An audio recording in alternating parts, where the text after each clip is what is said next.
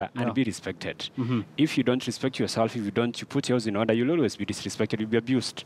So you can expect them to beg as usual, to, sometimes I think it's coming with around $500 million. And that is going to keep most of the African leaders is going to visit silent. Those are the goodies everybody has been talking about. That is it. We're going to talk about China shortly, Yes. but let me link up with Kukai Kissinger, who's a lawyer and a political analyst. And Kukai, good afternoon. I'm speaking to him, of course, by way of phone. Now, you've seen the development today, the meeting, and between Raila Odinga, the NASA leader, and President Uhuru Kenyatta. And I'm sure you've seen that detailed statement that was released thereafter. Perhaps what are some of the things that you've gathered from that statement released by both the president and the NASA leader? Thank you very much for this. And yes, I've had a chance to look at the statement and, of course, the spirit that has been there in terms of what's going on in the country. But I think let's put this into perspective that we as Kenyans, we believe in one Kenya, one nation, and one people. And then we developed a constitution that has the spirit of the constitution tries to enhance and fosters the spirit of dialogue. Now, there has been calls for dialogue since the last election, and this calls for dialogue has come from the churches, religious leaders, politicians from both political divide, human rights organizations and institutions, international missions, of course, and of course the international partners that have been pushing that we have dialogue and try to sort out the issues that probably we as Kenyans think is ailing us. Now, of interesting is that none of the political parties that participated in the election, should it be NASA, should it be JP or Third Way Alliance, has all over or refused to have this political dialogue or discussions on political dialogue. What has been the challenge is having a political dialogue or a discussion that is structured in a certain manner. You do recall that the president on several occasions said he does no problem with dialogue, but he needs a structured dialogue. And neither did NASA or Third Way Alliance or any political parties object to this kind of dialogue. So what has happened today is a genesis of events that has taken place since we last had the election.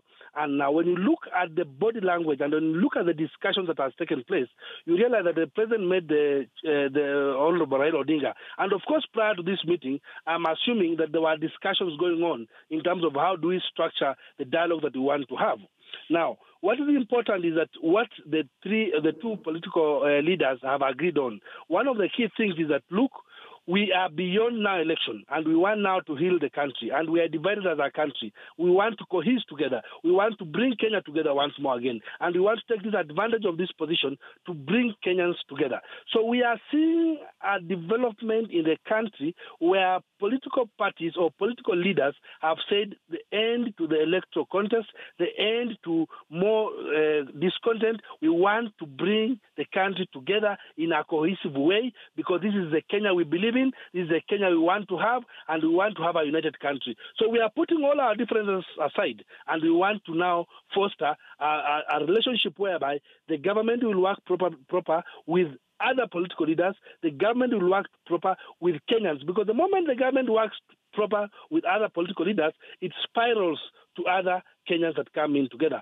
But critical or very important thing is that the two of them have agreed to establish an office that will now bring all this diversity, that will all bring all these differences we are having, that will bring together Kenyans and say, this is the Kenya we want. So the dialogue is now synchronized into an office where now they will anchor and deliberate and decide which are the things that we need to foster to enhance peace, to enhance security in the country, to enhance cohesiveness in the country. So it's a good thing in terms of what the two principals have done or what they are trying to do. And this all is not lost because you remember I said that we've had calls for dialogue all over. So this is all not lost. So it's a good thing that they have done for the country. Kai, for giving our viewers, a detailed update to that report that was released thereafter, after, of course, that joint press briefing between Raila Odinga and President Uhuru Kenyatta. Let me ask you this question that I had posed to Abel Oyeyo earlier. Do you see a hand in the U.S. in this meeting between these two main leaders? Because the meeting comes just a few hours before, of course, the country is expecting the U.S. Secretary of State any moment from now. Initially, I told you that there have been calls for dialogue, and the U.S. has been in the forefront in terms of pushing for dialogue. Not only the U.S. has been doing this, but also other foreign agencies and foreign missions have been pushing for this. So yes, it could be a very good thing. And remember that Raila went to the U.S. during the election time or before the election time. Yes, so it could be the fact that there's pressure coming from outside. Pressure coming from outside saying that you Kenyans, you must be able now to sit down and dialogue and talk and agree. What is this that is ailing you? Elections is all over. What is this that is ailing you? Can you guys talk? And how best can you talk without having the two leaders coming together? So it could be a basis. But remember, this is just foreigners. These are just outsiders. They might have a general binding on how Kenyans should actually govern themselves. But at the end of the day, the responsibility lies on us Kenyans ourselves to see, is this what we want to do? Is this dialogue going to foster the peace that we want? Is this the best way to do? So yes, it could have a basis. But at the end of the day, Kenyans themselves must now dictate their future. Final question. Jubilee leaders have been on record time and again saying that the ruling coalition have been saying that leaders in the opposition are only interested in sharing power. The opposition have time and again said they're not interested in power. They just want electoral justice. I mean, what changed? Does it mean that maybe, Raila himself appeared in that meeting minus some of his principles? So what does that say? I expected that question to come from you. But I want to imagine only one thing, that when you have a dialogue is meant for a very limited number of people. The more you have more, then it becomes a shouting match. So I want to think that NASA, having been a very good contender in the election, and Jubilee Party nominated one person. As to whether NASA itself, Raila Odinga, dealt with these other core principles, Moses Wetangula, Honorable Kalonzo Musyoka, or not, then that's something that NASA has to deal with. But what's critical is that probably the information that the two have agreed on should now be taken back to the principals and told, look, this is what we agreed with the president, and this is how we have to foster.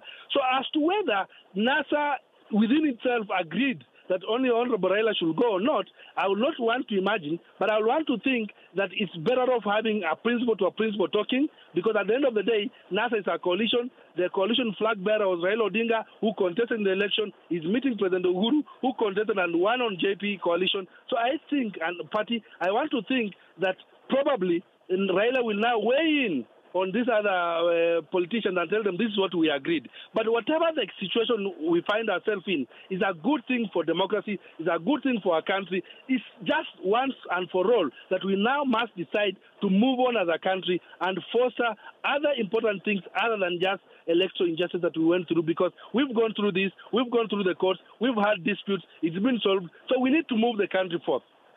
Well said, Kukai. Many thanks indeed for your input. That is Kukai Kissinger, who is a lawyer and doubles up as a political analyst. In studio, I still have Abel Oyoyo with me. Now, Abel, if indeed there's a connection between Rex Tillerson's visit and the meeting that took place between, that elusive meeting, everybody has been talking about, between Raila Odinga and Uhuru Kenyatta, I'm sure Donald Trump's administration must be smiling. Well, I think that is a victory for them. But again, you realize the president has not been opposed to dialogue. Raila himself has come out strongly demanding for dialogue. Mm-hmm. And of course, what the difference is going to be the objectives of each. What the president wants, what Raila wants. Of course, the president has said it repeatedly that we're beyond elections. The elections are behind us. So if we have to have a dialogue, it has to be based on what we intend to do for Kenyans, talk about the big fund, all that. Mm-hmm. On the other hand, just like you said, Raila is talking about reforming our system of elections and all that. So most likely, they've set an agenda, and I don't think it's going to be about elections. Mm-hmm. That is gone. I think the president has scored a victory there. Most people are already talking about 2022. That is it. Mm-hmm. So for 2017, that is done. Mm-hmm. So it's about maybe a couple of reforms here and there. And I don't think Raila is so much interested in contesting in 2022. So he might not push so much on the area of reforms. And of course, because he feels he's been, betrayed by the three guys who never showed up, mm-hmm. He might decide to pursue a very narrow self-serving kind of, interest from the kind of meeting he's had. That is the interest most people are questioning. They're wondering what kind of an interest this is all about. But again, I don't expect the guys to actually be very harsh towards Raila, because from the swearing in, those mm-hmm. guys let him down. Of course, we've had some explanations what they were doing, what it was coordinated. It was not. Mm-hmm. And the backlash from Kenyans on the three guys has been so intense. Mm-hmm. So I think Raila is going to be perceived as someone who is justified in meeting the president alone. I don't think he consulted Yes, let's talk about international politics, African politics per se, because I'm sure that is your forte. Yeah. And speaking about the U.S. Secretary of State planned visit today, it was in Addis Ababa yesterday, where he called on African countries to be wary about these loans they're getting from China. Are we seeing some sort of a Westist competition once again? Yeah, that began about, I think, a decade ago. It's now 10 years old, the contest between the West and the East. Yes. Now, I think Africans have opened up their eyes, and it's all about the progress they're making. You cannot tell Africans, say, don't go to the East, don't go to China, and yet you've been around for so long and done so little. So that's why I think from the time of Kibaki, you saw the way he opened up the Chinese. Thick as Pahe was constructed within a very short time. Of course, it was a partnership between the African Development Bank and, some money from China and all that. And then so many other projects, not just in Kenya, but in Southern Sudan, and even in Zambia, in Nigeria and all that. So Tillerson can say whatever he wants to say, but I think Africans have made up their mind. It's all about who gets to push us forward in terms of development, especially infrastructure. But in terms of politics, US seems to have an upper hand still. I don't think so, because it's all about talk. And then Trump is some kind of president who does not focus so much on outside the US. So I think sending Tillerson is meant to actually focus on very narrow security interests, fighting terror and all that. You realize Kenya is a very serious launching pad for attacks in some places in Somalia and all that. So that is what I think is come to consolidate and make sure the provision is there. But beyond that, I don't think Trump is keen on maybe countering China in Africa and all that. Yeah, and I think China are also equally not interested in politics as well. Yeah, for them it's just business.